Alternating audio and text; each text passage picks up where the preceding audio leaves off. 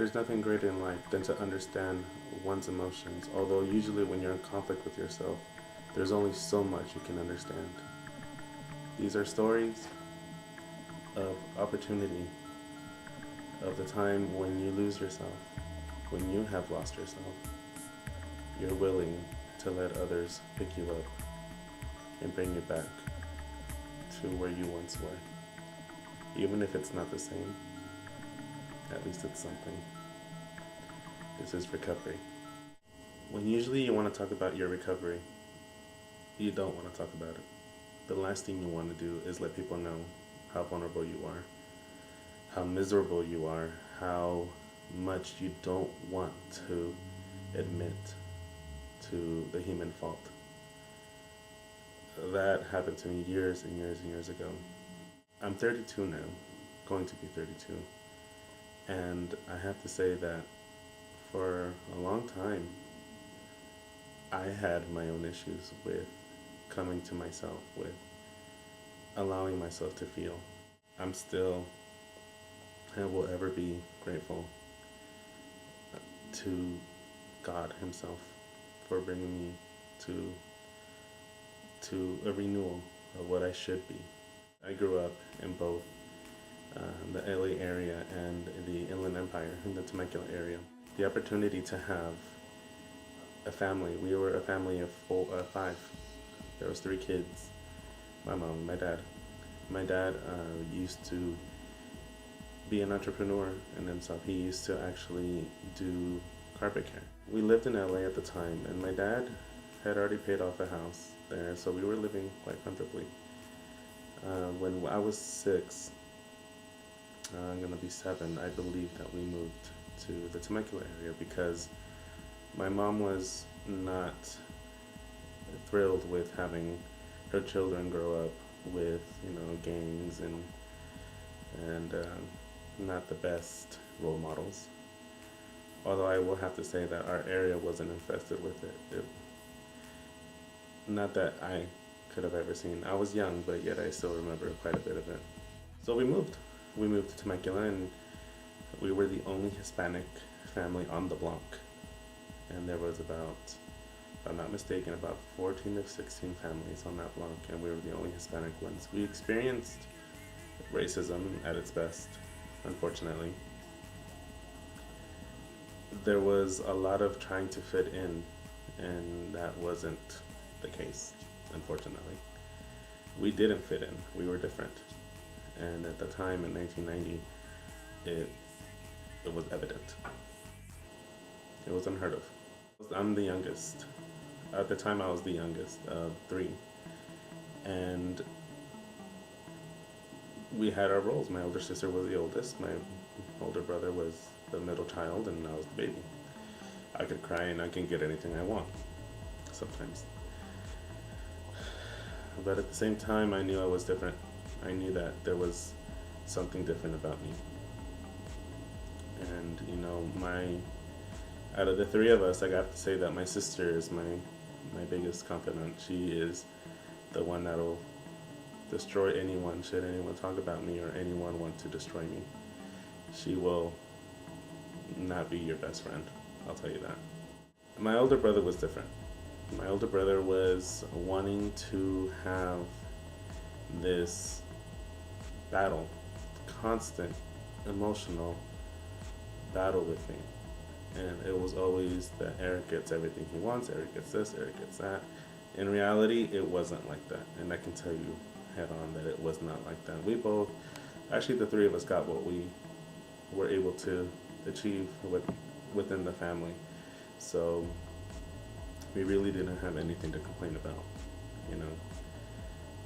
Although from the start, from childhood, you start to develop different instincts, and especially when it comes to your parents. We hardly saw our dad. Our dad was always at work. It kind of resembles what I do now.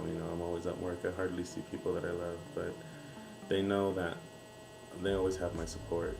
But along with that, as comfortable as we were as a family, we also were missing a lot. the communication started to crumble. The marriage between my mom and my dad started to destroy itself. And I remember constant shouting early in the morning on weekends. Fast forward a bit, that my parents eventually got divorced. They, at the age of, I was about 9. I was about 9, yeah, 8 or 9. They got divorced and we were split. From that point on, every summer, every spring break, every holiday, everything was already planned. From the moment I was 8 to the moment I turned 18. As a child of that development, it was very extremely difficult. Not to say that, not to only say that, to see your dad move out and your world changes completely.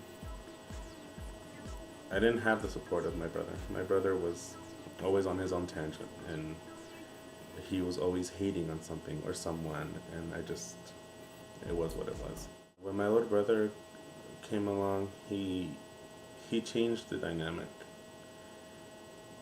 My sister she was in college at the time, and living in LA, and the older brother became my brother. He was the oldest. I was the middle child. My older brother was the youngest. I would be a liar if I said that at one point I felt cheated out of my spot. For 11 years, I was in the baby's position. I was in a baby spot. And I felt jealousy. It's natural. It's hormonal. It's horrible. But you go through it. And you achieve the lovely scent of puberty, which comes with everything. Your body changes, your feelings change, your mind changes, your mind starts to change. But there was something that I knew that my little brother had that I didn't, and that was the will to live. He is our miracle baby. He is the one that has survived time and time again, his health and positions that he's been in. He's survived them. So I have to say he was our saving grace for this family. Fast forward into my teenage years, you start discovering yourself. I've known that I'm gay ever since I was 4. At one point at that time, I was thinking that I thought that was normal, that you can crush on boys and men, and eventually that's not the case. In my teen years, I wanted to grow my hair out. I wanted to be different. I wanted to get an earring. I got an earring when I was 13. I was growing my hair out. By that time I had a ponytail. By freshman year of high school, I really kind of changed from middle school everyday child to let's see what I can be. I remember even piercing my ear on the left ear because people thought that, there was this unwritten rule that if you pierce it on the right, that meant you were gay. Of course, I didn't want people to find out about it, so then I pierced it on the left. A good memory. I remember when Jennifer Lopez came out with her first album. By the way, it's a great album. On the Six it is still one of the greatest albums. I loved it, in my opinion. She came out with her video, If You Had My Love, and I remember there was a couple of guys in the choir room at the time in high school that, we were all commenting. There was about 5 of us. All of us were commenting on how beautiful she was and how all of us wanted to do different things to her. And I remember the 4 guys had said something, and I was the last one to not say anything. And I didn't want to do Jennifer Lopez. I wanted to do her hair. If anything, I wanted to be like, gosh, how did she get that long hair, at the time? And I remember saying to myself, oh my God, okay, I have to say something. And I clearly said, oh my gosh, I just want to suck on those nipples. And Inside, I was dying. I was like, I cannot believe I said that. I cannot believe I degraded a woman like that. And everyone, all the guys were like, yeah, yeah, yeah, that was awesome, and I kept my sexuality in for a long period of time. When you're in your teen years, at the time we have to remember this was in the late 90s, early 2000s. So it wasn't spoken of. We didn't have LGBT conferences or in schools. We didn't have support groups. We had mostly religion.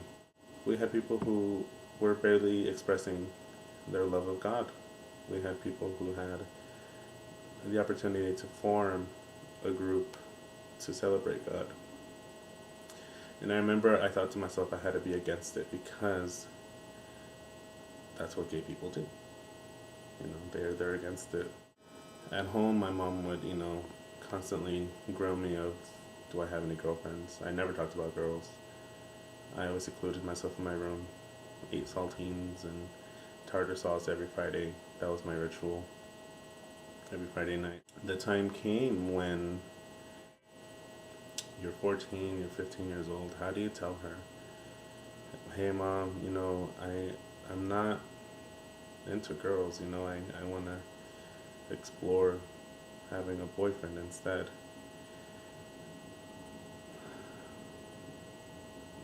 I wanted that to be my reality, and unfortunately it wasn't. It was, I had to live a fallacy to keep it in. I didn't know where to go from there. It was very difficult for me. I think when I was 15 going on 16 years old, I saw and had met the person that I fell in love with. Still to this day, I know exactly what he looked like. Beautiful to me. Rock star-ish.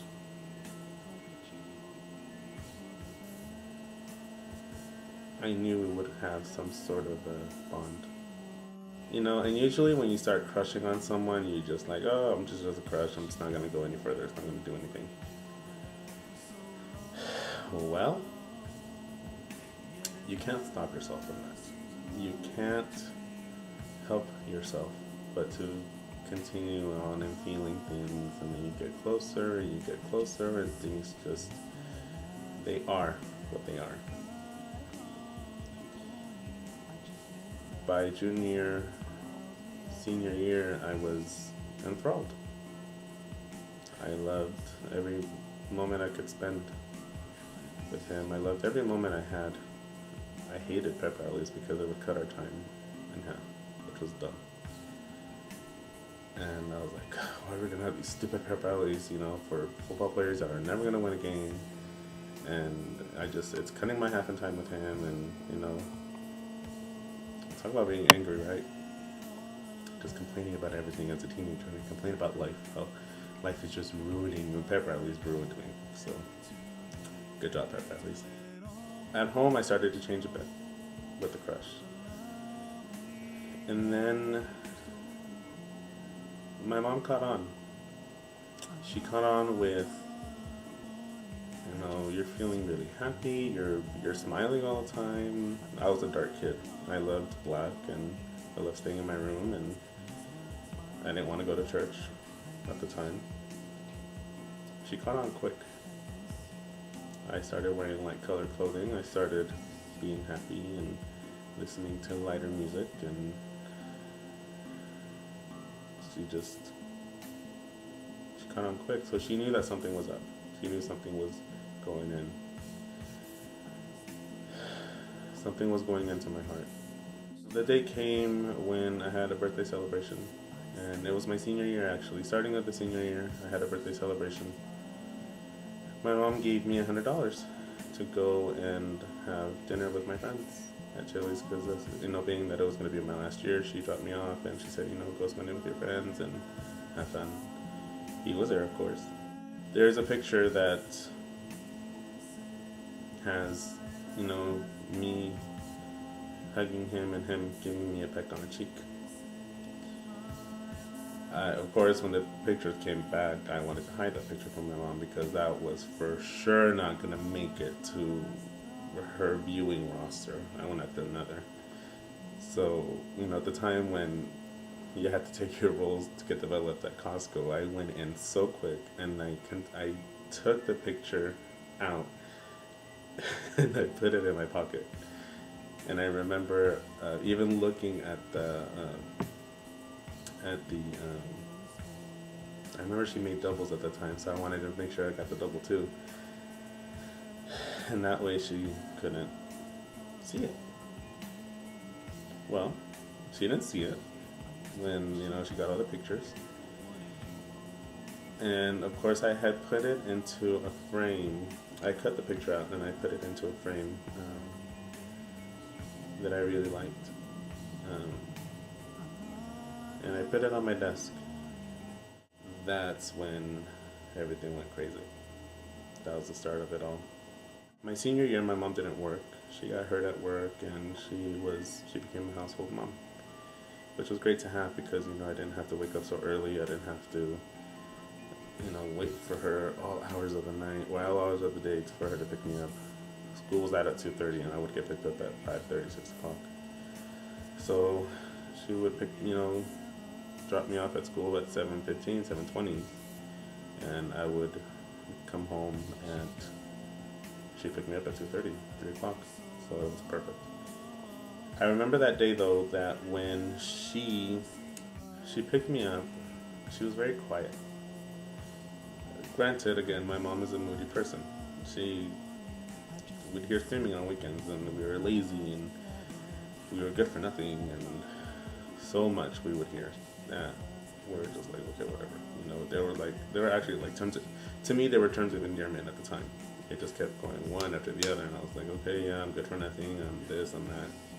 As long as I got my chores done and did my homework, I was good to go. So then I wasn't lazy and good for nothing. That day I remember she picked me up, she was there waiting already. It was 2:30. I said, hi mom, and she said hi. I knew something was up. Now, granted, we lived in Lake Elsinore, and I went to school in Temecula. At rush hour time, at the time in the year 2000, it was still rush hour. There was still quite a bit of traffic, so our drive home was half hour, 35 minutes, if that. I came home. I remember the whole ride. She didn't say a word. And I kept bringing subjects up, like for choir and stuff and projects I had to do. She wouldn't say anything. She would just go, Oh, I knew I was going to get it. I knew it. And I was just like, oh my gosh, just get it, just like say it now. But I came home, we arrived home and I put my stuff down and I was getting all my homework stuff out and turning on the TV and I would say close to about 15 minutes to us arriving home, I got settled in my room and I just wanted to use some TV and get my homework done. She comes in, she shuts the door, my bedroom door, which is something she never did, closes the door, and she says, I don't know what is wrong with you. I came in here today and I was cleaning your room and I saw that picture in that frame. I want you to take it out. And I said, what picture? I knew what picture it was. And she said, that one. She pointed to it and it was a picture of me and my crush that had developed even more into more of a crush. And I said, I actually love that picture. I don't and she told me straight out. She's like, I don't remember it being in the role that we developed. And I said, well, it was. So not only did she find out that I snuck behind her back to do this, it all came out there. And she says, I was gonna rip it up while you were at school, but I said no. I need you to take it out and rip it up. said, no, I'm not going to do that. So she asked why, and I said, this is my room. I have freedom of my room. And she said, this is my house, and these are my rules. You take that picture out of the frame and you rip it. And I said, no. Only few people now have realized about this incident, but the one thing that my mom said to me was, if you refuse to rip that picture up, then you will get out of my house, because that does not belong in this house. I knew exactly what she was saying. My ears couldn't believe it. And she continued to say, I raised you right, and that is not right. That is not the correct thing to do. And she just stared at me, and I just told her, I can't believe you just said that to me. She said, you have a choice. And I said, well, so do you. I didn't back down. One thing I've never done is back down to my mom. For some reason, I couldn't. And still to this day, I can't back down to her. I don't know what it was that just had me just at 17 years old, I was standing up to my mother as she was throwing me out for a picture that she didn't like. Again, it was just a picture of a peck on the cheek. That's it. Nothing else. My attitude changed completely. Going to school, and when he would see me, and I was different. He noticed. I couldn't say anything to him. I couldn't say anything to her. If I told her that I was gay, she would throw me out. And goodness gracious, if there was a mercy house, that's where she would send me. And I couldn't. Him and I had a really, really genuine, very innocent crush relationship-wise.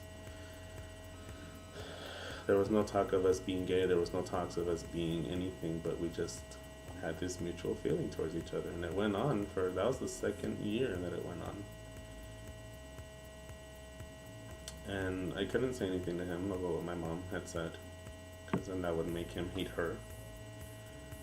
And it was just, on top of this, I had my stuff with choir, I had my studies, and the last thing on my mind was, what am I going to be when I grow up? Career-wise. It ended up becoming, what am I going to be as a person? At 17, I was deathly scared to even say anything, to come out to anything or anyone. I am so glad we didn't have Facebook and Twitter and MySpace back then, because this literally would have been my hellhole back then. I wasn't close to the church. I wasn't close to God, because I was starting to get resentment of why he would make me this person if I had to be just there, hiding from the world. From that point on, it just tumbled down, really. The end of my senior year, I came out at the end of my senior year to my friends. I had to. My guy crush relationship, whatever it was, to this day, I still can't even dictate what it was. I started seeing someone. It killed me. Nearly killed me, because I didn't have the support of my mom. I didn't have the support of him anymore at that time. I didn't have anyone's support. My older brother was little. My sister was the only one. She, lives in the same house that she lived in at the time, and here in Pasadena. And I remember coming out to her, and I remember her saying, "It's okay. I've known." And I just didn't know what to do but cry. It was almost like I was. It was actually. It was. It was because I was shameful of who I was.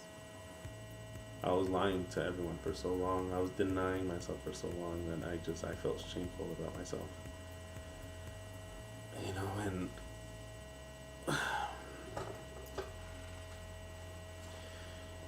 you start to develop these feelings of resentment again. I resented myself. I resented the fact that I even was in this world. I resented that I was even in my family, pretty much. My sister was my saving grace for that. Unfortunately, my health kept deteriorating. I got into a depression. I was crying all the time, and my mom was like, "You're not eating." I would normally at the dinner table. If any of you know me now, I am a big time eater. I love food. I don't get off the table unless there's like 2 servings. Unless I've had 2 servings, I was having half of 1 serving at dinner time. My mom noticed, of course, and no matter what battles her and I had, of course I was her child, so she was going to be concerned. I lost 14 pounds in 3 weeks. It was a lot. I was graduating. He was seeing someone else he was enthralled with. There was just so much that I just couldn't handle to myself. And it was different for me. I didn't know how to handle it. The day came when I just broke.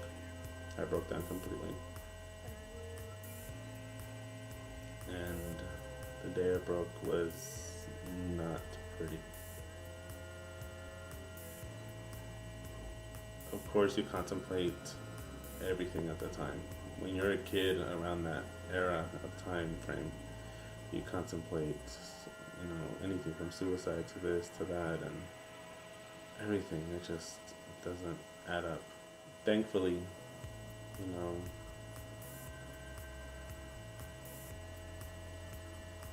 for some reason or another, I survived. I graduated high school and I got all that done. I got that out of the way. It was ready to go. But I was still lost. I was still lost to me. I didn't know where to pick myself up. I remember going to the lake in Lake Elsinore. We lived about 2 blocks away from the lake at the time.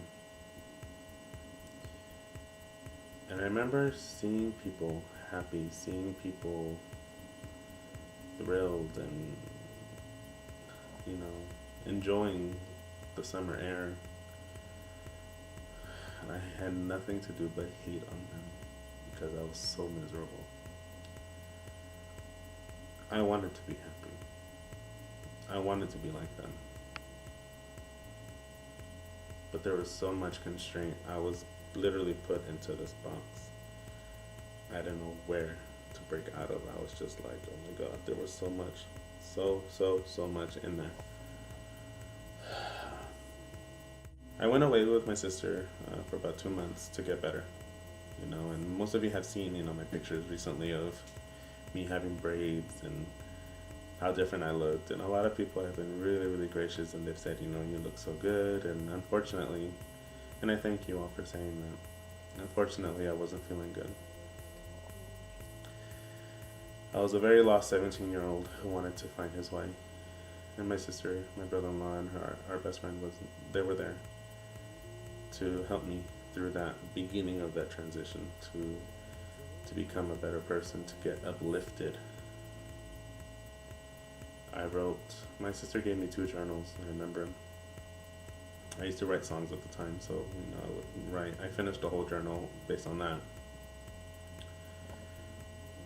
And I had a journal where I could write every day. And every day I wrote in it. I started to sound like a broken record. I wanted to have something else there. Instead of the same old, I was sad, I'm lost, and I lost him and whatever it was, and it just was the same old story. The relationship between my mom and I never recovered. We tried. Um, from the moment I turned 18, actually since that fight of that picture, um, I never recovered to now. From that breakdown, it took me 8 years to get myself together. So fast forward 8 years later, I was 25 when I finally just kind of, cracked out of it, and I finally started to love myself again. I was involved in church. I was involved in teaching kids how to love God and how to love themselves. And at the same time, I was trying to see where I could go at the time, where I could fit in. And one of my best friends and brother of mine, he came right at the right time. He came in my darkest hour, and he saw my transition. He's seen it firsthand, and and he'll tell the story of when him and I met and how dark I was, how horrible I was to him. And the last time he brought it up, and he always brings it up as a joke. I can laugh about it now, but I told him the last time, he brought it up. I just told him, what did you expect? I lost everything. I didn't know where to go for support. And the only one that was there was my sister and them. And I'm not gonna say that wasn't enough. That was more than enough at the time. She stabilized my foundation. She brought me to a whole other level. And then with him bringing God in my life, I don't know where I would have gone. I battled through it though. Of course, the closer you get to God, the more you're going to experience, as they say. Scrutiny, everything. I served for 7.5 years in church, and I have to say those were some of the toughest years I'd ever faced, especially when it came to being one with God. I didn't want, as much as I wanted to, I didn't want to, because I knew that I was throwing myself into the fire. But what I didn't know was that I was going to be renewed. I was going to find myself on a whole different path and a whole different light. And I remember having horrible, horrible times where people didn't want me to teach their teens. They didn't want me to be a part of that. And I did things out of the ordinary to prove to people that it doesn't matter what you look like, it matters what's inside. It cost me a lot. A lot of myself really came out in that. And of course, you can't say that you're gay, when you're serving in church. That's the last thing that they want you to do. So I kept it tight-lipped again. And I was like, gosh, I'm back into square one. For a moment I was. Not for a long time.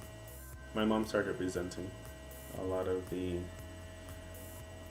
times that I had to spend, at church and with my best friend's family. And there was a couple people that were resenting that because they thought I would forget about them, which I didn't. One thing I will never forget is that with God, you can do anything. There's so much hope. There's so much in life that has to be lived with Him. How could I have not have known that when I was younger? It's hard for me to say to myself, and it's hard for me to even think that I can't even. I didn't know that when I was younger. I should have known that when I was younger. I should have known more. I could have saved myself a lot of wasted time. I wasted 2,996 days on trying to realize who I was, trying to come together to myself. I used to say wasted. I don't anymore. I worked on myself, and it took 2,996 days to work on myself. It's almost 3,000 days. Although the one thing that, out of everything that I had lost at the time, I lost myself. For whatever reason I did. I put so many people up on other pedestals that I should have put myself first. I recognize that that was my first mistake. As a human being, you think you know better. You don't. It just happens with experiences. It takes an experience to really know what you're talking about, to know what's going on in life. When it comes to me, I gained a whole new path. I gained a whole new perspective in life than what happened back when I was 17. I found a whole new appreciation for myself. I found a whole new love for me. I still remain humble because even though there's nothing without God, you are nothing without Him. The gift of me doing hair or of my craft, it's not because of me, it's because of Him. First and foremost. I remember thinking that I had lost so much, and I was like, how could I have been such a loser to have lost so much? How can I have not retained anything? I didn't, finally it came up to where I gained me, above all. The unfortunate part about my recovery was the fact that my mom and I still haven't recovered. Last fall she really said some things that were just extremely hurtful. Things that brought me back to that fateful room of when she kicked me, when she was gonna kick me out. When you're 31 and your mother says certain things like that, and she brings you all the way back, then, man, it's a kick. I gotta tell you. I cried for about 5 days straight. It was really difficult to work on clients. It was really, really difficult to work with the public. Because in between everything, I started to cry, like water just started to just come out of my eyes, and it was like, oh my God, I can't blame it on allergies. It was too early for allergies.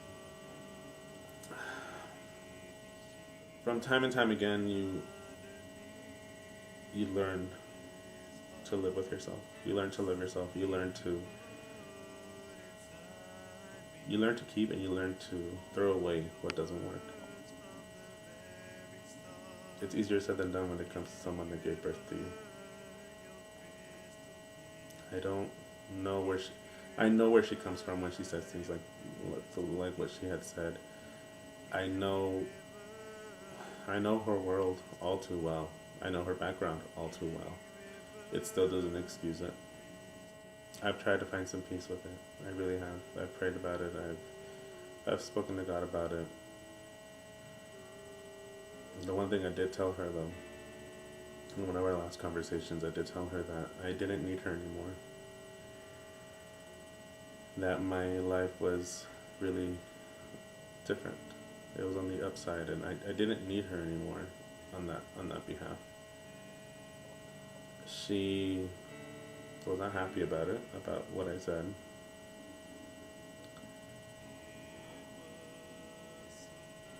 I had so much hope that her and I would one day coexist and be one with each other. Unfortunately, I'd rather not, because it really just takes everything out of the loop, and it really makes everything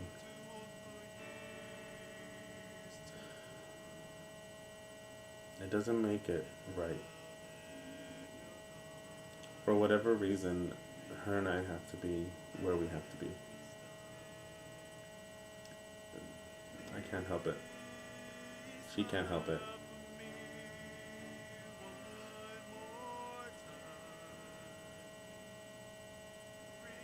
I will never forget what she said to me. I will never understand the motive of what she said to me. I understand where she's coming from. I don't understand the motive, if that even makes sense.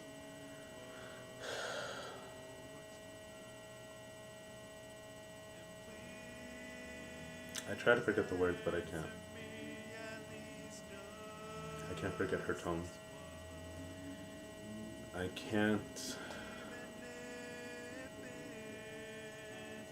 I can't forget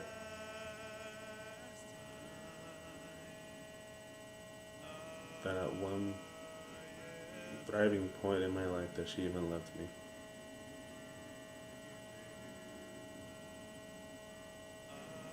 Everything we had up to 31 years, it all seems like a lie to me. All my birthdays, all my Christmas time, my Thanksgivings,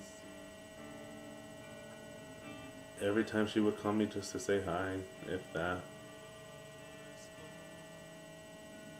nothing seems real.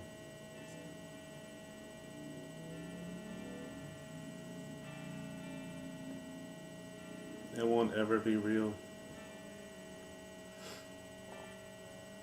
because of what she said.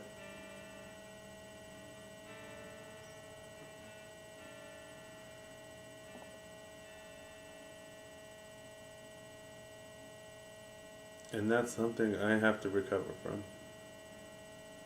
I have to find peace within myself for it.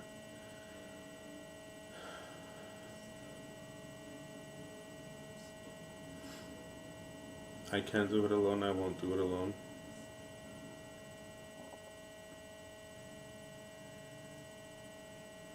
But at the same time that miss, that I can't stand her, I don't want to speak to her anymore, that I don't want her in my life, at that same moment, I miss her. And it was about 2 or 3 weeks ago where I was having such a rough week, where I was missing her.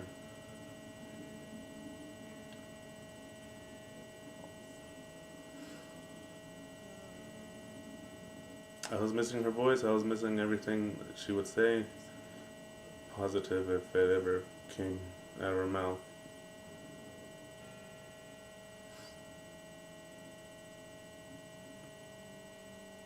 But I knew that I couldn't call her because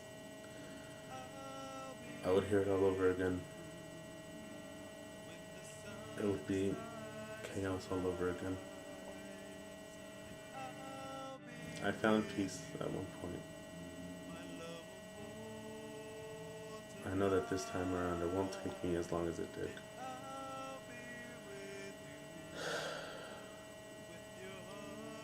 To me, losing now, I'd rather lose now than to feel like a winner. Because at least at the end, I will have me. And there's so much life. There's so much that could be done with just having you intact. To have an army of 100, in my opinion. It's not easy, but it's a start. I have recovered, and I will do it again, one way or another.